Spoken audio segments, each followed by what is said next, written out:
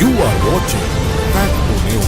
नमस्कार, आप देख रहे हैं फैक्टो न्यूज और मैं हूं आपके साथ शिप्रा। आज के इस वीडियो में हम आपको बताने वाले हैं बाबा बर्फानी की गुफा के रहस्यों के बारे में, कैसे वहां पहुंचा जाता है और किस तरह से वहां भक्त पहुंचने के बाद एक सुख की अनुभूति करते हैं, एक मोक्ष की अनुभूति करते हैं। कैसी है गुफा, क्या क्या रहस्य है, इन सब के बारे में आज के वीडियो में हम बात करने वाले हैं। तो सबसे पहले जान लेते हैं कि बाबा अमरनाथ की गुफा आखिर है क्या। अमरनाथ की गुफा श्रीनगर से करीब 145 किलोमीटर की दूरी पर हिमालय पर्वत श्रेणियों से में स्थित है। यहाँ समुद्र तल से 3978 मीटर की ऊंचाई पर स्थापित है। यह गुफा 150 फीट ऊंची और करीब 90 फीट लंबी है। अमरनाथ यात्रा पर जाने के दो रास्ते हैं। पहला रास्ता पहलगाम होते हुए जाता है तथा दूसरा रास्ता सोनमर्ग बालटाल से पहुंचा जाता है। इन दोनों ही रास्तों पर आसानी से आप पहुंच सकते हैं और इसके बाद से पैदल यात्रा शुरू होती है बाबा बर्फानी यानी कि अमरनाथ की।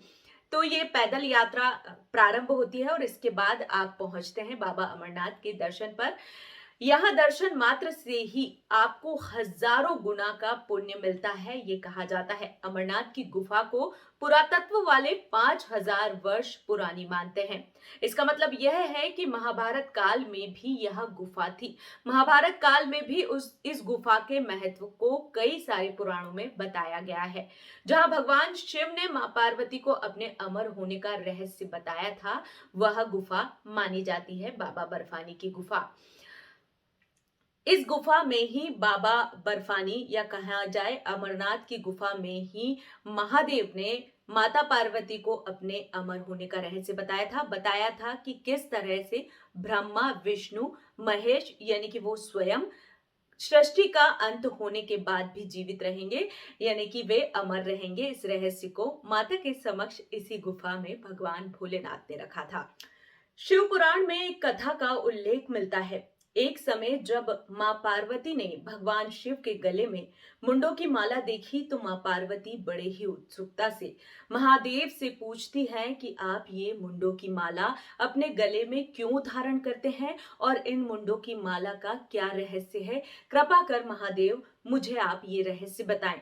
महादेव कहते हैं कि मैं इन मुंडों की माला को अपने गले में इसलिए रखता हूँ, इस सृष्टि में जो भी जन्म लेता है और उसकी मृत्यु निश्चित ही होती है। इसी तरह से तुमने जब जब जन्म लिया है, यानी कि माँ पार्वती ने जब जब जन्म लिया है, तुम्हारी मृत्यु होने के बाद ये मुंड मैं अपने गले में धारण कर लेता हूँ। माता पार्वती काफी ज्यादा आश्चर्यचकित हो जाती है। माँ पार्वती महादेव से कहती है कि महादेव आप अमर हैं तो मैं क्यों नहीं। माँ हट करने लगती है कि मुझे भी अमरता का आप वरदान दीजिए। इसके लिए महादेव कहते हैं कि मैं आपको एक अमर कथा सुनाता हूँ, उस कथा के लिए आपको एक गुफा में ले चलता हूँ। महादेव माता पार्वती को उस गुफा के अंदर लेकर जाते हैं। उस गुफा में जाते समय महादेव के गले में जो नाग लपटे हुए थे उन्हें महादेव कहीं छोड़ देते हैं। उनके सर पे जो चंद्रमा था उसे महादेव छोड़ देते हैं और आकर उस गुफा से गर्जना करते हैं। उस गर्जना से आसपास जितने भी पशु पक्षी व्यक्ति जो भी थे वो कोसों दूर चले जाते हैं। महादेव को लगता है कि इस गुफा में अब मां पार्वती और महादेव के अलावा कोई नहीं है। इसके बाद महादेव यहाँ पर मां पार्वती को अमर होने की कथा सुनाने लगते हैं। अमर होने की कथा मां पार्वती शुरुआत में बहुत ही रुचि लेके सुनती है, लेकिन बीच कथा में मां पार्वती को नींद आ जाती है। लेकिन महादेव और पार्वती को नहीं पता था कि उन दोनों के अलावा भी इस गुफा में कोई है। वो कौन था? यहाँ पर एक कबूतर का जोड़ा बैठा हुआ था जो गर्जना के बावजूद भी इस गुफा के अंदर ही रह गया था। जब महादेव मां पार्वती को ये कथा सुना रहे थे, मां पार्वती तो सो जाती हैं, लेकिन ये कबूतर का जोड़ा नहीं सोता है और ये पूरी कथा सुन लेता है। कहा जाता है कि इस कथा को सुनने के बाद ये कबूतर का जोड़ा अमर हो गया और आज भी कई सारे लोगों को अमरनाथ यात्रा पर जब गुफा के अंदर जाते हैं तो ये जोड़ा दिखाई देता है।